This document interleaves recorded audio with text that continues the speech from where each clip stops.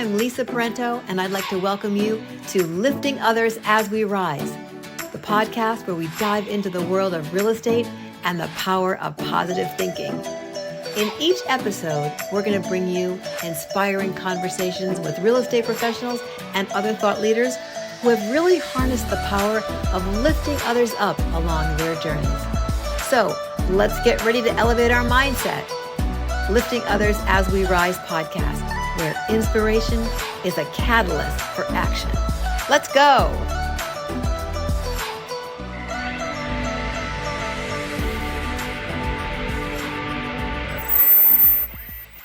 Welcome to Lifting Others as We Rise podcast. I am your host, Lisa Parenteau, Realtor, team leader, CRS, broker, associate, but most importantly, Grandma to Eloise Ann, who is 4.5, going on 17, here on beautiful Cape Cod in Massachusetts. I'm thrilled to welcome you to today's episode of our podcast. I know you're going to enjoy this. I can't wait to dig in to learn more about my special guest today. So get comfy wherever you are. If you're at the gym, make sure you get your headphones on. Everything is all plugged in. If you're home, grab a cup of tea. If you're driving, please be careful, but please keep listening. As always, my intention is to discover inspirations and catalysts for change that happened in the lives and stories of real estate leaders across the country. And today, my special guest is Kat Loftus. So excited. Thank you so much, Kat, for joining us today. Kat is originally from Greenville, South Carolina. She didn't go too super far from there because she's been on Pawleys Island for a long time. I can't wait to hear more about the Lowcountry and what's going on down there for sure.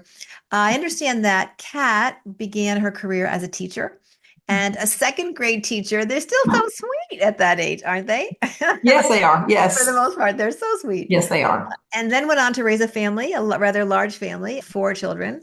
And then your husband, I guess, was in real estate. Is that correct? For a little bit. He was mostly a banker, but tried real estate for just a little bit. Yeah. Got it. But he keeps his real estate license to help me if I need a little bit of help. Perfect. So he could be forward facing. So Kat caught the bug. Something about what her husband was doing really enticed her. And I think it was 2015, which is how long I've been back.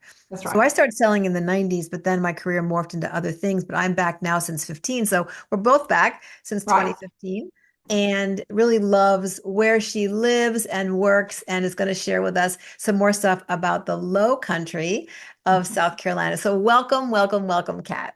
Lisa, thank you so much for having me. I do love living down here in the Lowcountry of South Carolina, particularly in Pawleys Island, Debadew in Georgetown, South Carolina. I was raised in the upstate, the northwest corner of South Carolina in Greenville. I attended Clemson University, taught school, elementary school in Greenville, and then went to Furman University for my master's. Happened to be at the beach one weekend. My sister was down here with her family and met my husband. We dated for about 1.5 years and got married down here. And I've been here ever since. So I really love it. I thought I'd live in Greenville my whole life, but truly love living down here. And this little area that we live in, Georgetown County, is this bubble of a place between Myrtle Beach and Charleston. So those are really highly populated areas. So we're this kind of small area, buffer area in between those areas. And it's so nice and low crime rate, just a happy, laid back place to be. Yeah. And it sounds like in a way, you've kind of got the best of all worlds. So Yes. You've got the hustle and bustle, if you want to get there. You've got the history of those, well, certainly the hustle bustle party atmosphere of Myrtle Beach. But then Charleston, I mean, there's just nothing that compares to the history there, the restaurants, the food, the culture. It's just got everything. You've got all kinds of lifetime, you've got lifetime TV shows or Bravo TV shows, which I have watched some of. I mean, you've just got. Believe everything you see on TV. Please. I do not, but it is awfully fun to take a little journey. Yeah, for sure. So our county also has a lot of history connected to Charleston County. Because in Georgetown County, the ocean pushes into the river, which flooded the rice fields of the rice plantations in antebellum times. So there were actually more African Americans living in South Carolina than there were white people. They were so necessary to maintain the rice fields. Georgetown County was the #1 producer of rice in all of the United States at the time when the rice plantations were thriving. And then obviously after the Civil War, a lot of that was shut down in the end of slavery, thank goodness. But so we do have that history of, we still have a lot of plantations. A lot of the plantations are used for hunting now or family retreats. but those are kind of out in the country, but along the Black River and the PD River. So we kind of conjoined with Charleston County with some of that history. And a lot of the American Revolutionary War was fought along this area. And some of the initial explorers that came from Spain. The neighborhood I live in is called Debedew. And it was founded by, they say, by the Marquis de Lafayette. Debedew means borderland of God. And he said, oh, this land's so pretty, it must be the borderland of God. It's just a great neighborhood that has a beachfront, has a golf course, is gated, and has tennis, creek, and put your boat in creek for creek fishing and stuff like that. So Lovely. It just sounds absolutely it is. divine. I bet there's It a lot of is. luxury properties there. Yes, yes, Yeah. So yes. let me ask you, take a little trip back and think about now you're back since 15 or you're in since 15. So prior to that, whatever the time frame was, 13, 14, was after the crash. What was it that sparked you that was seemed sparkly? What was it that sparked you? What was the catalyst? Because going from teaching, oh, I guess sometimes our clients are like second graders. I'll say that. Sometimes our clients are like second graders. But what was the catalyst for change from being an elementary school teacher to Realtor? It's interesting that I even became a teacher, but when I was growing up, a lot of girls were babysitters, right? And then in my family in particular, we lived in a neighborhood that had a neighborhood swimming pool. We were all on swim team. We all became lifeguards. And so you're just around kids all the time. We became water safety instructors. That's what all my siblings did. We all did that. I'm the youngest of five. Oh boy. So I was just used to being around children. And so I thought, well, let me just go into education. My first degree was in early childhood. Then I got also elementary certified. Then I got certified and gifted. So I've done a little bit of all that. But there's a lot of rules and regulations to follow when you're in school. Mm-hmm. And I do have more of that salesperson's personality where I have no fear, always ready to try new things. Just maybe I don't always conform to a school setting. And so I just knew I wanted to try something else. So our family was affected by that crash in 2008. My husband was in banking and the job that he had ended during that time. And he had to find another kind of job. And I went back to teaching then. So I did see him go into real estate and I thought I think I could do that. And it did inspire me. But then he got another job where he became a financial consultant. It was a great job that he still does that today. But I thought I really know that would be so different and probably really fit more in my personality. So it just, sales is a great fit for my personality. But I was so embarrassed to tell anybody that I wanted to try and do that.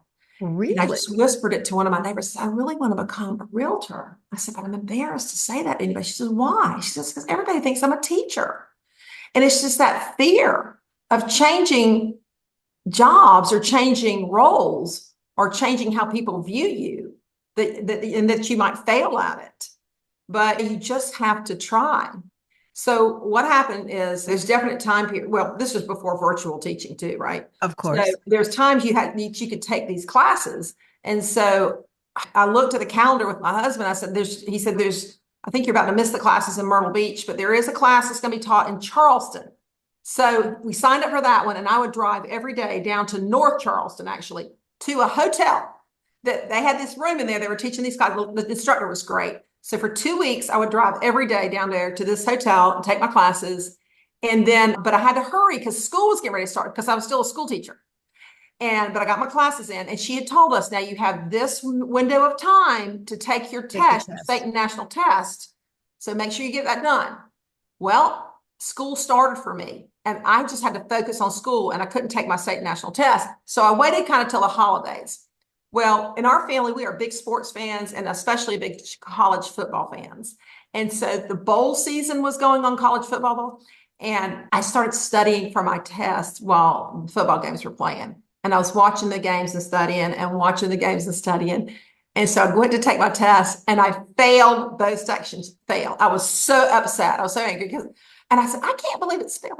So I went back home, studied with no TV on. With no football. The moral of that story is Yeah. cut the Yes. football out. So Okay. I passed both sections after I studied appropriately. But I would like to recommend to anybody that's going into real estate or any other job, when you study for that final test, you might want to turn the TV off when you study and take the test as soon as you finish your classes. I also, Absolutely.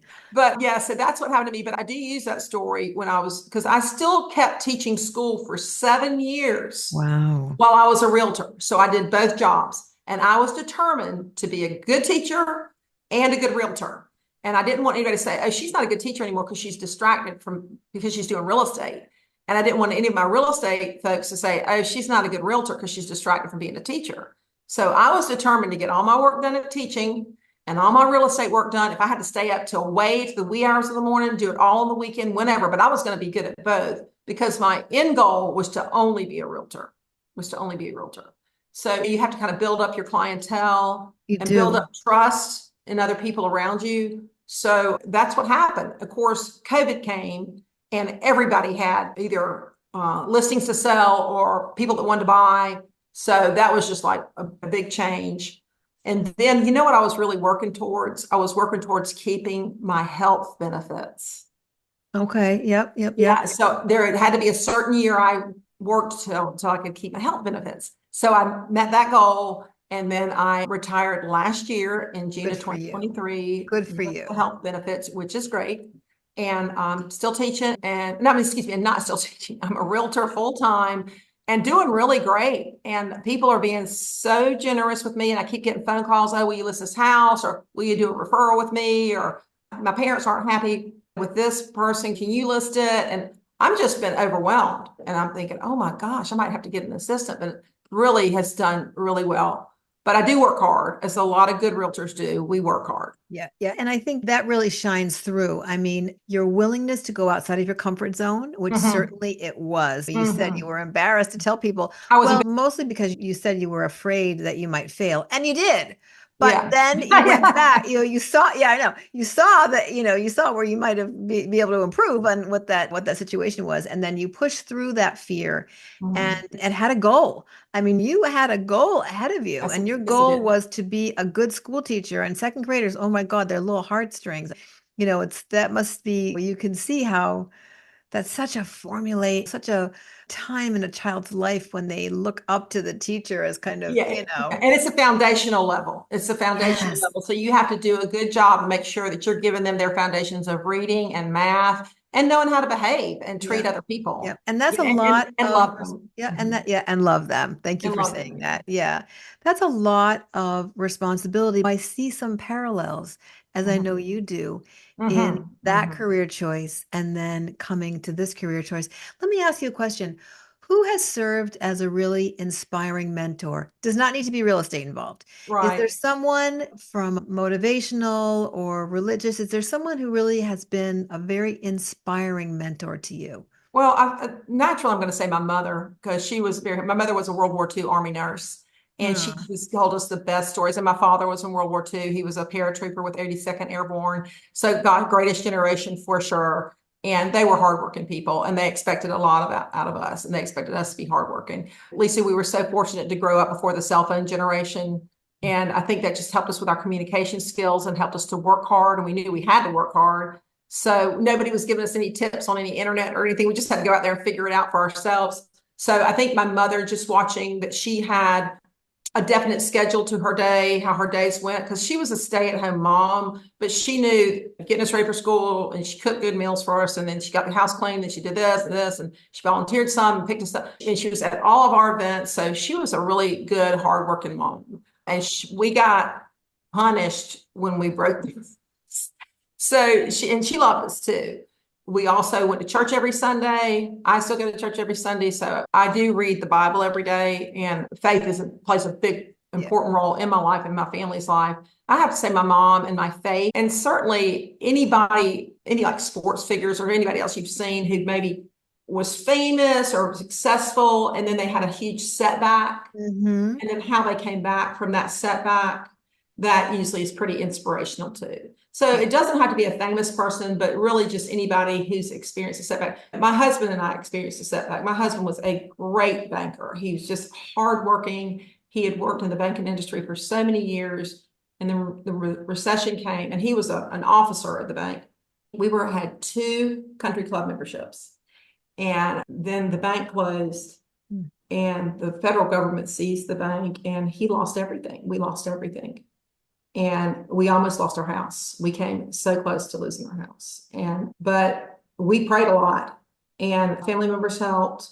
And we little by little made it back. And then he found this other job that he does now. And I got my real estate career, and slowly but slowly. And also, I'd like to thank the people that have trusted me to help me be their realtor. That helped us get back too. But you just have to move by faith a lot and not give up. You can't give up. And I just think just living through struggles in your own life when you've been told no, or you're not good enough, or we don't want you around, or you can't do that. I mean, I really do love a challenge like that where you can't do that. And I'm thinking, well, I will get it done. I absolutely am going to get it done. Yeah. And this market, not to talk about real estate, but this market is giving us a lot of opportunity to think outside the box. And I love what you said about when you guys had that real crash that you moved through with faith. You have to. There were no answers. I was in a jungle, and I said, Lord, I don't know how we're going to get out of this. I'm going to trust you, but I hope we're going to make it somehow.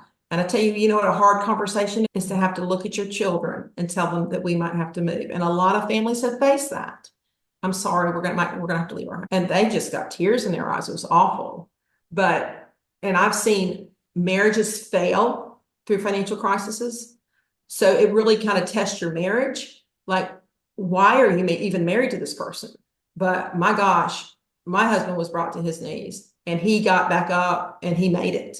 He is a graduate of the Citadel in Charleston, South Carolina. I don't know much about the Citadel. It's a military college, but they give those young people a run for their money. It's a tough school. Our oldest son also is a graduate of the United States Naval Academy in Annapolis. Both Pat and our oldest son both went through that military training. So maybe that helped him too, just to learn what I hear through a lot of that, and I know to be true, is that there's an awful lot of discipline that's around that too. And even through our faith, we're disciplined to continue to try to trust on a power greater than ourselves, but also I think you've talked about how both from your mom and your dad and your husband and your son, there's so much military in that. And within that military training is the idea that there is a good amount of discipline that goes with life on this planet. Right. Well, a structured day is going to help you. And I can't say enough how important it is. And my mother taught me this, that you need to write down what you're going to get done that day. You can't let it live up here a lot of times, because you're going to have so many, especially being a woman, that there's so many details every day we have to handle. But you need to get it written down, and then you need to go through your list. And the young people, they might not write down, but you can go to your notes on your phone. You can do notes, but you use your list and work your list. I remember when we had our first child, I made my list for that day. It was like 20 things on my list. And at the end of the day, I had maybe gotten one. So I learned that my list as a mother would be 3 things each day, especially with newborns in the house. But having a list really helps me, especially like I had a day yesterday when I was trying to get a house listed. We were doing pictures of the house, and there's just a ton of details we're going to. And I just said, oh my gosh, Holy Spirit, I need you today, because I can't get it done by myself. I can't meet my time deadlines, but everything all worked out. So I do rely on God and the Holy Spirit. When you make that list for yourself, and I love the fact that it can be from 3 to 20, depending on whatever else is going on. Well, that's right. I know that we talk a lot about urgent, not important. We end up doing a lot of urgent, not important. Right. And we don't always get to the non-urgent, important. Yeah. So what's something that you can share with our listeners about how you help prioritize the non-important, urgent, and then really prioritize the important, not urgent? Yes. I start my day with a routine. So these are my 3 things: bed, Bible, get dressed. Bed, Bible, get dressed. So you want to make your bed. I don't know if you've read that book. Make your bed. Make your bed. And I read my Bible, get that, and then you got to get dressed, which includes getting showered. Also sprinkled in there is making the coffee for my family and making sure the dogs get to go in the morning. So there's some sub details in there that I don't always write down, but bed, Bible, prayers to get dressed. And then after that comes anything related to my family, like anything that's on schedule related, or any needs related to my family. And does everybody know what their schedule is for the day? And then what are work requirements maybe that are scheduled that I have to be? So anything that has a time related element to it, that's definitely going to be on your list, because you have to do that thing. Now, you have exercise you want to do, and you might want to go watch a Netflix, or you might want to listen to a podcast, or just take a walk around the block. Those are things you want to do. Or where we live, I might want to go sit on the beach or meet a friend for a drink somewhere. So those are things you want to do. So those would be way at the bottom. My goal in mind, my goal is I've got to make sure my family's taken care of, and I got to make sure that I'm being a good worker for my company. So those are and I got to make sure that I'm answerable to my God, because that's why I'm here on earth, is to love him and love the other people he created. That's what I got to do every day. I just love that. And it shows that you feel very confident in your purpose. Let me, as we're winding down today, when I hate to be winding down, this has just been such a great, it's such a You such a can call back joy. anytime. We can keep on talking. You need to come on down here to Pawleys Island. I would love to. Come I stay would with love us. to. It's Come such stay a with us. joy to have these conversations with folks, and it truly is. But let me ask you something that I love to ask my guests. Mhm. Can you tell me what is the best, most uplifting compliment you've ever received? And then why was it so uplifting for you? The best, most uplifting compliment I have ever received is probably, well, it might have to do with teaching. If you've helped a child go from a place of not knowing to knowing something, and they've become successful, and they say, gosh, you really helped my child succeed this year. I mean, gosh, that really has got to make you feel good. Or if a family, if you're trying to sell their house and they're in a critical, crucial situation, and maybe a bad financial situation, and they've got to get that house sold, or if they have to get into a house because they're on a debt. When you help somebody that's in a very critical situation, say, thank you so much. I don't know how we would have done this without you. That's what makes you feel good. So having compassion and having the compassion work, and you've solved somebody else's problems, and they say, thank you for that. That's what really uplifts me, to know that what you did, what your strategy was, what your thought pattern was, worked, and help that family or help that person reach their goal where they need to bridge that gap for them. So that's what makes me feel good, is helping others. Yeah, and I just love that. Being in service, I think, makes many of us feel. At least a lot of people do want like fancy jewelries, big diamonds, big houses, fancy trips, great wardrobes. And I love all that stuff too. But really what I enjoy the most is helping others. I think that's why I was put on this earth, is to help others, to be a good leader, and just to live by faith.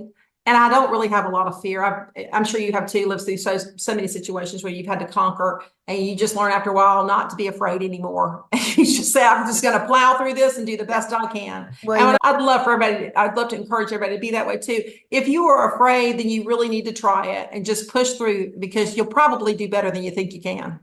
absolutely. I had a good friend once say, it's all going to be okay. Yeah, It's just that okay hardly ever looks like what we thought it was going to look like. that's right. That's right. Yeah, yeah. So this has been a true joy, Kat. Thank you so much for Yeah. joining us on Lifting Others as We Rise today. It's really been great. And I know our paths will cross again. I cannot wait to come back to South Carolina. Spent many times there with my mom Yes. over the Please years. come back before everybody else. We'd love to have you. Yes, thank you so much Okay, again. thank you. Thank you for joining us on another amazing and fun episode of Lifting Others as We Rise. I hope you will calendar some time to consider and follow through on some of the catalysts for change that I shared with Kat today. You know, one of the things that she consistently brought up was to continue to face your fears. Work through your fears, face them first of all, work through them, but put them aside, because you know what? You never know what will happen if you let yourself be frozen.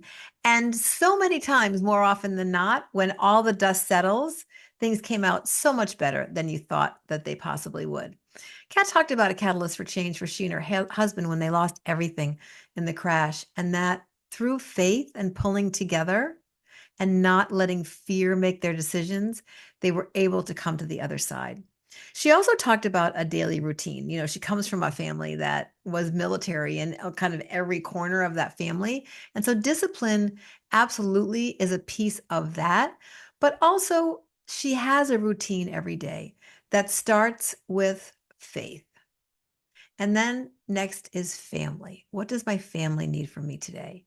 And then what are my important deadlines in my work?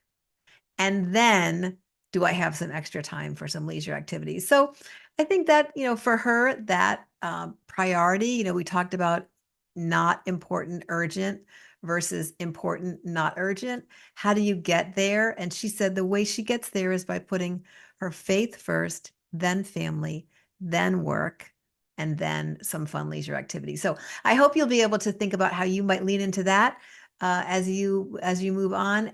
If you did enjoy today's episode, please be sure to subscribe, rate this episode, give us a review, leave us some comments. Your feedback really matters, and we do read all of that and take it into consideration.